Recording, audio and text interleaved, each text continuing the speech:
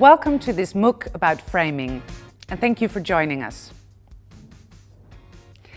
In this first episode, we will show you the main characteristics of a frame. Let's start with an example. In many countries, there's a public debate about development aid. Should rich countries give aid to poor countries?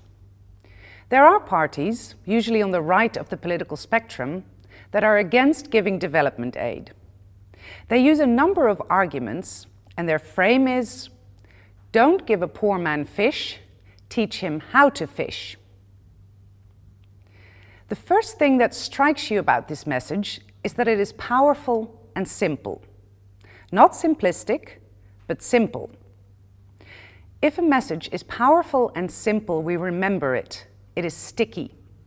Good frames stick. Most people would agree that it is better to teach a poor man how to fish.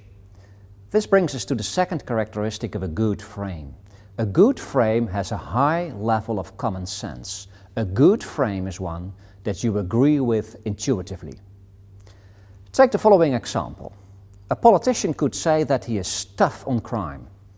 It's a sticky message. It's also a message that we can all agree with. Of course, you should be tough on crime. Even if you are convinced that people are not inherently criminal but become so due to poverty or lack of education, you can still agree with this frame.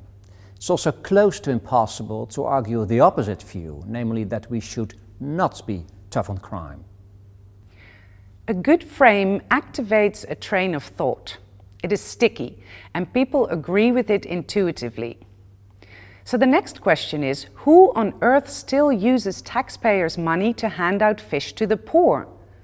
Who are these politicians, and what type of people are they? Take a look at the following video. I have a clear message for the people of this country. I am tough on crime. I have always been tough on crime, and I will be tough on crime in the future. A politician who claims that he is tough on crime is clearly suggesting that his opponents are not. He is suggesting that they are soft on crime. This brings us to the third characteristic of a good frame.